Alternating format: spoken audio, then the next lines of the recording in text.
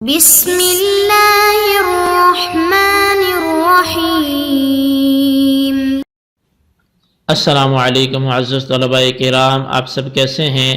آج ہم نور الانوار کے سبق نمبر 414 کو پڑھیں گے۔ آج کے ہمارے سبق کا عنوان ہے 5ویں وجہ فاسد کا بیان۔ جیسا کہ وجوہ فاسدہ جو استدلال کی ہیں، استدلالات کی وجوہ فاسدہ میں سے 4 کو ہم نے پڑھا، تو اب 5ویں وجہ فاسد مصنف علیہ رحمہ کچھ انداز کو بدلتے ہوئے ذکر کرتے ہیں۔ آج کے ہمارے سبق کی عبارت والعام اذا خرج مخرج الجزاء سے شروع ہوتی ہے۔ آئیے سب سے پہلے ہم آج کے سبق کی عبارت پڑھ کے اس کا ترجمہ کرتے ہیں، اس کے بعد اس کی وضاحت کی طرف بڑھتے ہیں۔ تو مصنف علیہ رحمہ لکھتے ہیں والعام اذا خرج مخرج الجزاء هذا وجہ خامس من الوجوہ الفاسدۃ اوردہ على خلاف طرز السابق حیث اورد مذہبہ اصالۃ والمذہب الفاسدۃ طبعا۔ فرمایا کہ اور صیغہ عام جب جزا کے موقع پر استعمال ہو، یہ وجوہ فاسدہ میں سے 5ویں وجہ فاسد ہے۔ مصنف اس کو اپنے سابقہ طرز بیان کے خلاف لائے ہیں، چنانچہ مصنف علیہ رحمہ نے اپنا مذہب اصالتاً لائے ہیں اور مذہب فاسد طبعاً لائے ہیں۔ وتفصیلہ ان صیغۃ العام اذا اوردت فی حق شخص خاص فی نص او قول صحابۃ فإن كانت كلاما مبتدئا فلا خلاف في انها عامة لجميع افرادها ولا تختص بسبب خاص وردت فيه۔ فرمایا جی کہ اس کی تفصیل یہ ہے کہ صیغہ عام جب کسی نص یا صحابی کے قول میں کسی خاص شخص کے بارے میں لایا جاتا ہے، پس اگر وہ کلام میں مبتدا ہو تو اس بات میں کوئی اختلاف نہیں ہے کہ وہ صیغہ اپنے جمیع افراد کو شامل ہے اور اس سبب کے ساتھ خاص نہیں ہے جس میں وہ وارد ہوا ہے۔ وَأَمَّا إِذَا لَمْ تَكُنْ كَذَلِكَ بَلْ خَرَجَتْ مَخْرَجَ الْجَزَاءِ كَمَا رُوِيَ أَنَّ مَاعِزًا زَلَا فَرُجِمَ أَوْ سَحَى رسول اللہ صلی اللہ علیہ وسلم فسجد فإن قوله رجم وسجد عام صالح في نفسه لكل رجم وكل سجود وقع موقع الجزاء۔ تو فرمایا جی کہ اور جب وہ کلام ایسا نہ ہو بلکہ جزا کے موقع پر استعمال ہو، جیسا کہ مروی ہے کہ ماعز رضی اللہ تعالیٰ عنہ نے زنا کیا تو ان کو رجم کیا گیا، یا رسول اللہ صلی اللہ علیہ وسلم سے سہو ہو گیا تو آپ نے سجدہ کیا، کیونکہ رسول اللہ صلی اللہ علیہ وسلم کا قول رجمہ اور سجدہ یہ عام ہے، فی نفس ہی ہر رجم اور ہر سجدے کی صلاحیت رکھتا ہے اور جزا کے موقع پر واقع ہوا ہے۔ او مخرج الجواب ولم يزد عليه بأن يقول من دعي إلى الغداء إن تغديت فعبدي حر فإنه وقع في موضع الجواب ولم يزد على قدره۔ یا پھر فرمایا کہ جواب کے موقع پر استعمال ہو اور اس پر زیادتی نہ ہو، اس طور پر کہ جس شخص کو غدا کی دعوت دی گئی ہو اور وہ شخص یہ کہے کہ ان تغدیت فعبدی حر، کہ اگر میں نے کھانا کھایا تو میرا غلام آزاد ہے، کیونکہ یہ کلام جواب کے موقع پر استعمال ہوا ہے اور جواب کی مقدار پر زیادہ نہیں ہوا۔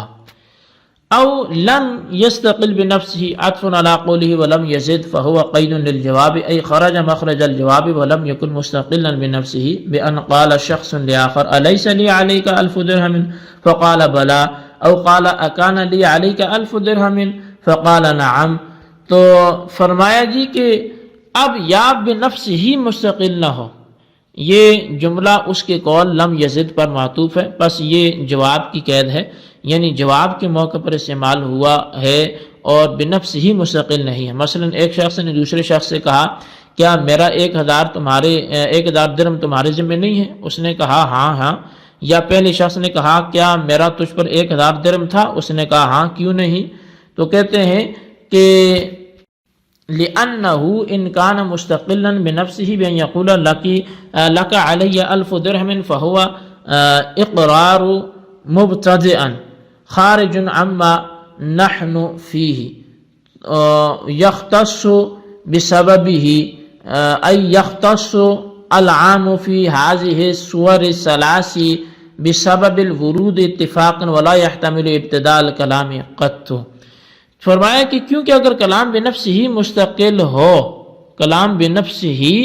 اگر مستقل ہو، بہین طور پر کہ کہے کہ تیرا مجھ پر 1000 درہم ہے، تو یہ اثر نو اقرار ہوگا،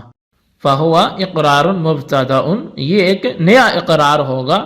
خارج عما نحن فیہ، جو اس سے الگ ہوگا جس سے ہم ذکر کر رہے تھے، جس میں ہم بات کر رہے تھے. تو ان تینوں صورتوں میں عام بالاتفاق سبب ورود کے ساتھ مختص ہوگا اور ابتدائی کلام ہونے کا بالکل احتمال نہیں رکھے گا. جی طلبہ کرام، یہ تھی ہمارے آج کے سبق کی عبارت ترجمہ. آئیے اس کی وضاحت کی طرف ہم بڑھتے ہیں. اس عبارت میں 5ویں وجہ فاسد کا ذکر کیا گیا ہے، لیکن یہ مصنف کے سابقہ طرز بیان کے خلاف ہے، اس لیے کہ اس وجہ کے بیان میں مصنف کا طرز یہ ہے کہ اپنے مذہب کو اصالتاً پیش کیا ہے اور وجہ فاسد کو طبعاً پیش کیا ہے، حالانکہ سابق میں مصنف نے وجہ فاسد کو اصالتاً اور اپنے مذہب کو طبعاً ذکر کیا ہے. تو بہرحال اس وجہ کی تفصیل یہ ہے کہ صیغہ عام اگر کسی نص یا صحابی کے قول میں کسی مخصوص آدمی کے بارے میں وارد ہو تو اس کی کئی صورتیں ہیں. ایک تو یہ ہے کہ اگر وہ صیغہ کلام نو یعنی اثر نو کلام ہو، وہ صیغہ کلام نو ہو، تو اس بات میں کوئی اختلاف نہیں کہ وہ صیغہ اپنی جمیع افراد کو شامل ہوگا اور اس سبب کے ساتھ مخصوص نہ ہوگا جس کے بارے میں وہ وارد ہوا ہے. اور دوسرا یہ کہ اگر کلام میں نو نہ ہو بلکہ جزا کے طور پہ استعمال ہوا ہو، یہاں جزا سے نحوی جزا مراد نہیں ہے بلکہ ہر وہ چیز مراد ہے جو اپنے سابق پر مرتب ہو، جیسا کہ جزا جو شرط کی ہوتی ہے تو شرط پر مرتب ہوتی ہے، تو جزا کے طور پر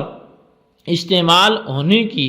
مثال جو ہے وہ یہ ہے کہ ان ماعزا زنا فرجما یسحا رسول اللہ فسجدا، کہ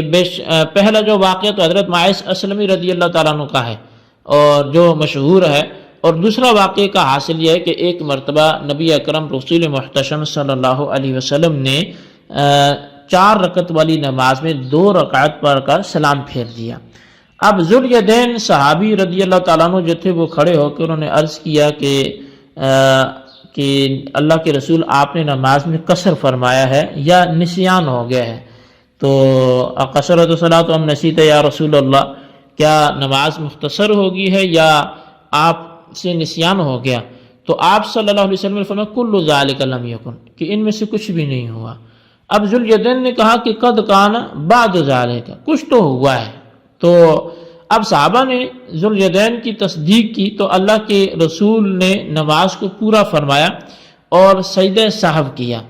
اب یہ اس زمانہ کا واقعہ ہے کہ جب نماز کے دوران بات چیت کرنے کی بھی اجازت ہوا کرتی تھی. تو بہرحال پہلے واقعے میں اب لفظ جو رجمہ ہے جو حضرت ماعز اسلمی رضی اللہ تعالیٰ کا واقعہ آپ نے گزشتہ اسباق میں بھی سنا ہے،